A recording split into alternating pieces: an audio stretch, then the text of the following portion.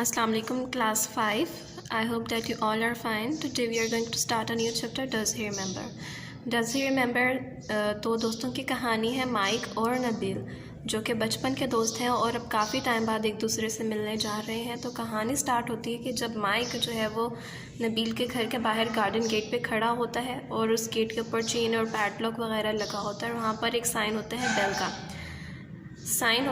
का, और जैसे कि आपको यहाँ पर नज़र आ रहा होगा बेल के नीचे एक बटन होता है और वहाँ पर उसके नीचे एक साइन होता है जिसके ऊपर लिखा होता है बीवेयर ऑफ डॉग्स, यानी डॉग्स से होशियार रहें। उसके नीचे किसी ने स्क्रॉल करके लिखा हुआ होता है they will have you for breakfast, कि वो आपको अपना नाश्ता बना सकते हैं।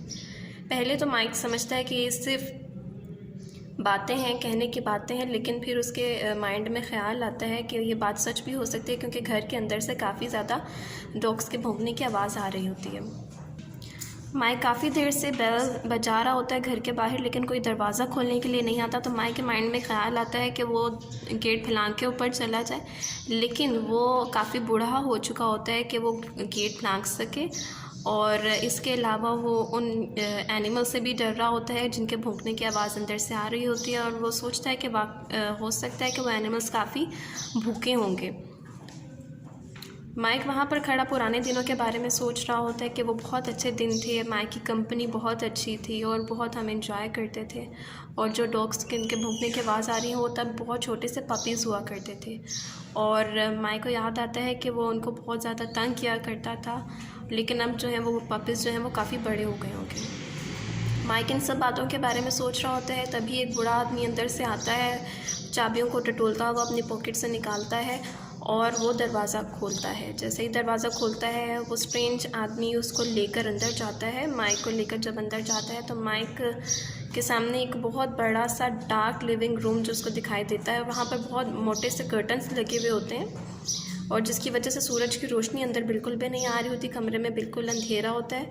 इवन दोपहर के 3 बज रहे होते हैं और बाहर बहुत ज़्यादा ब्राइट सनलाइट होती है, लेकिन कमरे के अंदर बिल्कुल अंधेरा होता है और कमरे के कॉर्नर पे एक टेबल लैम्प जो है वो ऑन होता है, और वहाँ पर उसकी वजह से कमरे में थोड़ी सी रोशनी उसमें मौजूद होती है। वहाँ पर लैम्प के पास एक सोफ़ा होता है, वहाँ पर उसको कोई बैठा हुआ महसूस होता है। वहाँ से आवाज़ आती है हेलो डियर माइक। अब वो समझ आता है कि ये नबील की आवाज़ है, तो माइक बोलता है नबील ये तुम हो? नर्वसली वो पूछता है।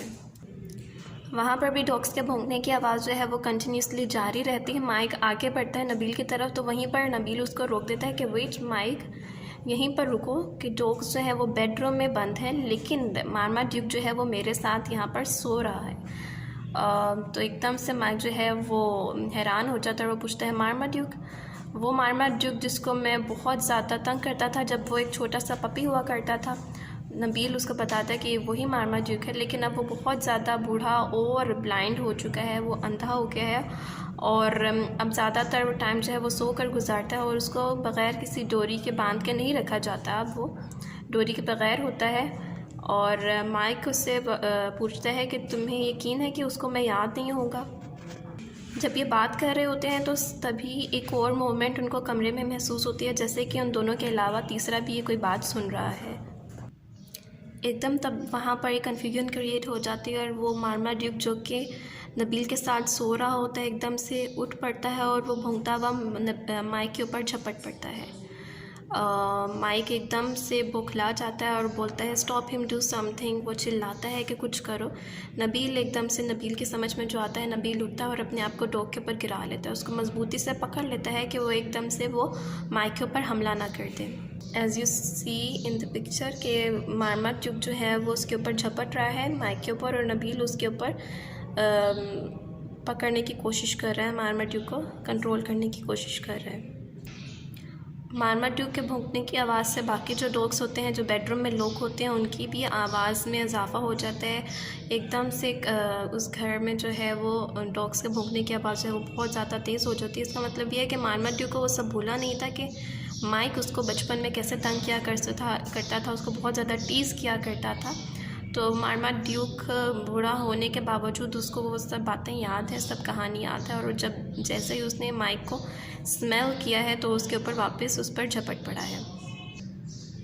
अब माइक अपनी जान बचाने के लिए दरवाजे से भागता भागता उस गेट के ऊपर से फलांग जाता है। ये वही गेट है जब दरवाज़े में गेट से एंटर होने के लिए वो सोच रहा था कि वो काफ़ी बूढ़ा हो गया है, उस गेट को नहीं फलांग सकेगा, लेकिन अपनी जान बचाने की खातिर वो इस गेट के ऊपर से फलांग जाता है और वो बहुत ज़ोर से नीचे डस्टी ग्राउंड पर गिरता है, अपने आप कपड़ों को झाड़ता हुआ और पीछे देखता हुआ जा रहा होता है, भागता है अपनी जान बचाने के लिए और साथ ही आवाज़ लगाता है कि Nabil, I will call you some time, मैं दोबारा तुमसे मिलूँगा।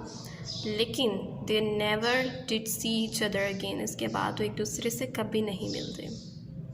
Now we will discuss the words meaning of this chapter. So number 1 is B. यहाँ पर BOY लिखा हुआ था, तो सब स्टूडेंट्स यहाँ पर BAY करेंगे। बे मीन्स भौंकना। कैकोफोनी, बुरी आवाज़। डिटरमिनेटली, मजबूती से। एमिटेड, निकाला। फ्रैंटिक, बदहवास। फंबल्ड, उलट पुलट किया। ल्यूमिनेटेड, रोशन किया। लीश, कुत्तों को बांधने वाली डोरी। म्यूज़, तसव्वुर करना। प्रोलॉन्ग्ड, लंबा किया। स्क्रॉल्ड, घसीट कर लिखा। स्करी, फरार हो जाना। रेंच्ड, ज़ोर से तोड़ा। रिद्ध, मोड़ा। Now I will discuss the question answer of this chapter. So question number 1 is, what did Mike see when he arrived at the gate? जब माइक गेट पर पहुंचा तो उसने वहाँ पर क्या देखा? When Mike arrived at the gate, he saw a sign that said beware of dogs. जब माइक गेट पर पहुंचा तो उसने एक साइन देखा जिसके ऊपर लिखा हुआ था beware of dogs, डॉग से होशियार रहें। Second question is, give 2 reasons why Mike did not climb over the gate. दो रीज़न हमने बताने कि माइक उस गेट के ऊपर से क्यों नहीं फलांग सका।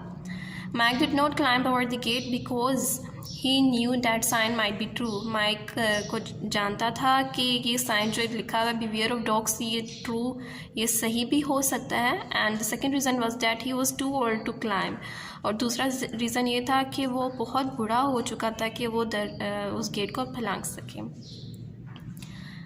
Had Mike been to the house before? क्या माइक वहाँ पर पहले आ चुका था उस घर में? How do we know? हमें कैसे पता चलता है? Yes, Mike had been to the house before.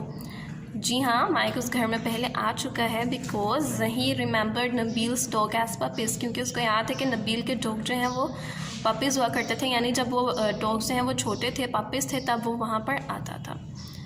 What kind of room was Nabil sitting in? Nabeel किस तरह के रूम में बैठा हुआ था? Nabeel was sitting in a large dark living room.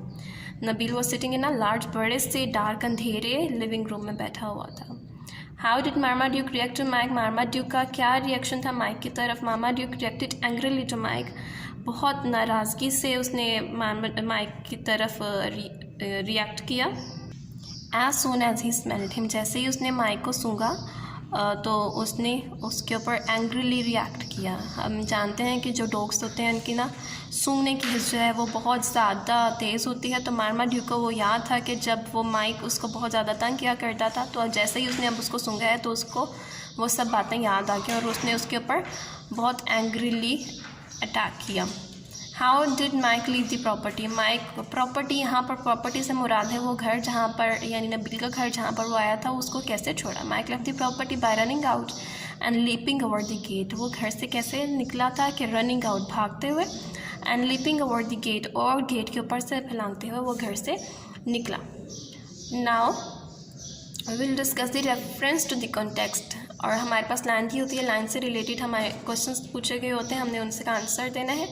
और लाइन है, स्टेटमेंट है, can you be sure asked Mike. Mike ने पूछा क्या तुम्हें यकीन है? To whom does Mike address this question. Mike ने ये सवाल किससे पूछा था? हमें पता है कि स्टोरी में 2 ही करैक्टर्स हैं, माइक है, तो माइक ने पूछा था नबील से। Second question is, what is Mike trying to make sure of? Mike किस बात का यकीन करने की कोशिश कर रहा था? किस बात का यकीन करने की कोशिश कर रहा है? Marmaduke does not remember how Mike used to worry him. Marmaduke को ये बात याद नहीं है कि माइक किस तरह से उसको परेशान किया करता था।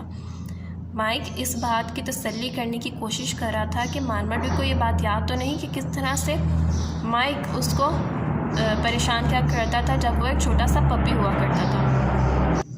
Next question is, does the answer satisfy him? क्या आंसर से, उस जवाब से उसको तसल्ली होगी? No, the answer did not satisfy him. बिल्कुल नहीं, उसको इस आंसर से बिल्कुल तसल्ली नहीं हुई। सेकेंड स्टेटमेंट है हमारे पास, Nabeel acted just in time. अब इससे रिलेटेड 3 क्वेश्चन है।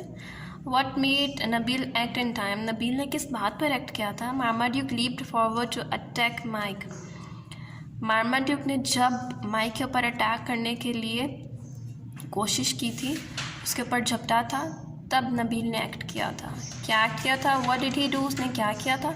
ही threw himself on the top of the dog, उसने अपने आप को डॉग के ऊपर गिरा लिया था, उसके ऊपर कंट्रोल करने के लिए उसने अपने आप को डॉग के ऊपर गिरा लिया था। वॉज ए सेक्शन सेटिस्फैक्ट्री, क्या उसका जो रवैया था वो सेटिस्फैक्ट्री था, तसल्ली बख्श था। इस सेक्शन वो सेटिस्फैक्ट्री टेम्पररी, मतलब कि उस वक्त के लिए उसका ये रवैया बिल्कुल ठीक था, क्योंकि अगर वो उसको ना पकड़ता तो माइक को भागने का वक्त ना मिलता, तो उसने उसको पकड़ा था, उसी वक्त में माइक जो है वो घर से भागने में कामयाब हो गया। अब हमारे पास क्वेश्चन है, what of the following words are incorrect, correct the mistakes. इनमें वर्ड्स दिए हुए हैं, इसमें कुछ वर्ड्स हैं वो इनकरेक्ट होंगे, उनके स्पेलिंग्स जो हैं वो इनकरेक्ट हैं, तो जो इनकरेक्ट है उनको हमने यहाँ पर नीचे लिख देना। तो यहाँ पर हमारे पास जो तमाम वर्ड्स हैं वो जो है वो राइट हैं, सिवाय एक वर्ड के, एनॉयड। एनॉयड के स्पेलिंग यहाँ पर गलत दिए गए हैं, वहाँ पर हमने ANAYED लिखा हुआ है, यहाँ पर हमने उसको करेक्ट करके उसकी करेक्शन करके नीचे लिख दिया है। एनॉयड के स्पेलिंग होते हैं ANNOYED, एनॉयड। इसके अलावा सब स्पेलिंग ठीक है। This is collapsed, obviously, cacophony. Annoyed का स्पेलिंग हमने यहाँ पर ठीक करके लिखे हैं। Apparent, illuminated, ferocious and scrawled. I hope students that you understood this chapter well. Fill your notes in neat writing and do submit your notes on Monday and learn this chapter by heart. Take care. Allah Hafiz.